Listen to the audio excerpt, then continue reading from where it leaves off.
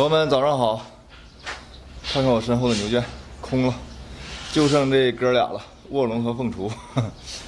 昨天我们装牛的视频大家应该都看见了。很多人有一些疑问，就是为什么没有价格，对吧？为什么没有体重？是什么时间定的牛，大家都不清楚，好吧？今天我就一一跟大家说一下。那个牛呢是5月25号，我没在家，我在山东出差的时候，然后于双双在家，有屠宰场的人过来看，就是给的价格也差1不2，我们两个商量了一下，就把这个牛定出去了。5月25号下午1点钟定的牛，然后5月26号早上6点多钟就来装牛了，所以时间太紧了。原来这个定牛的视频，就是来看牛定牛的视频，我们也拍了，于双双也拍了，但是因为这个第二天就来装牛了，所以就没时间剪辑。第二天连着又拍这个装车的视频，所以就把装车的视频发出去了。这就是让大家误以为说你们突然就卖牛了，实际上不是我们突然就卖牛，是屠宰场突然就来装牛了。然后还有卖价的问题，就是我们这46头牛装车的卖价是11块2毛5，这个价格也算是贴合我们当地的价格吧。其他地方咱们不清楚，我们这边现在都是11到11块5之间，然后看牛论价了。然后再有就是这个牛平均体重是多少，大家也比较关心这个事儿。当时拍视频的时候，就是装车的时候，我去泡的车皮，然后于双双在家赶紧弄这个拴牛的绳子呀、耳标啊，就乱七八糟的活比较多，就顾不上拍了。然后我去跟着泡着车皮，车皮是21吨多，总重是多少我也忘了，上个视频里应该有。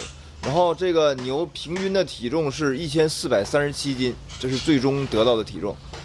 当然了，这个体重按我们心里预期的要少了一些，我们想的怎么也得1470斤，然后也高估了这些牛的体重，也高估了自己的能力。每一个人对于这个牛价格的走势都有自己的判断。很多人说现在猪都涨价了，你们为什么不再等一等呢？就是为什么现在就把牛卖了呢？其实这个事儿也简单，就是我们从买牛的时候预期的就是9到10个月出栏，然后因为5一过后价格持续在上涨，所以我们就稍微缓了缓，要不然5月初可能就卖了，现在已经拖到5月末了。还有一个就是牛的健康问题，之前在视频还有直播的时候从来没跟大家说过。我们家这边就是我们家买牛的时候大小不一，就是西边槽这边槽可能要大一些，然后这边东边槽要小一些。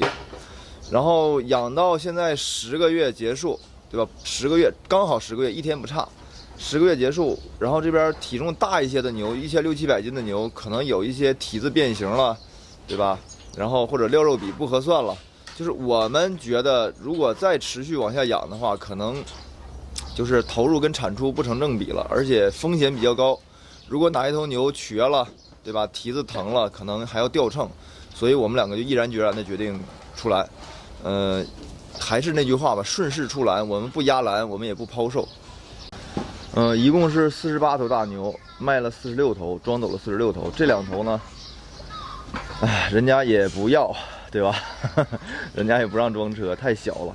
他们两个应该都是1100多斤，所以我就只能是留下来再养一养，养到个中秋节前后吧，再考虑是卖呀是怎么样的，再养几个月吧。就他们俩聪明，长得慢还能多活几个月。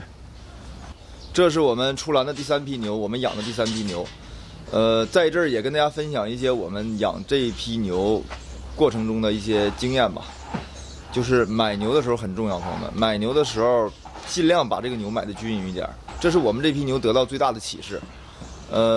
像我们家这批牛买的时候，大的小的可能差200来斤，这200来斤是一个难以逾越的鸿沟，对吧？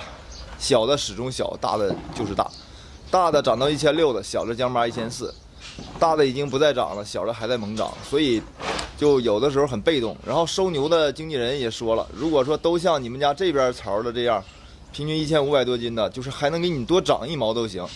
然后但是因为这边对吧小一点，当时我没在家，于双双定牛的时候，这个经纪人还要在这边还要再挑2头出来，就是不要的，一共要留4头，于双双死活没干，这就留下了2头。反正建议吧，一定要把牛买的匀称一点，大小别差太多，这样也好管理，也好喂，也好卖。哎呀，那边大牛都出栏了，剩下这边小牛就比较好喂了，还有点母牛。我们现在2个人完完全全就能轻轻松松的干这些活了。这边的牛跟那边的牛有同样的问题，大的太大，然后小的太小。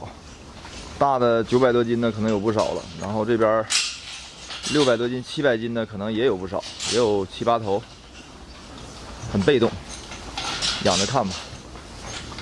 大牛卖完了，今天我们要把这个小牛全部要移到那个圈里去，因为我们家卖牛的时候这边卖不了，只能去那边卖，所以必须要倒个圈。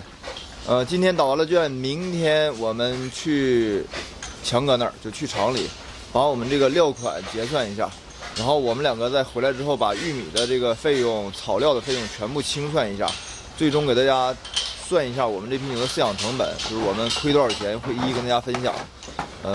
大家再稍微等一等，问我赔多少钱呢？稍微再等一等。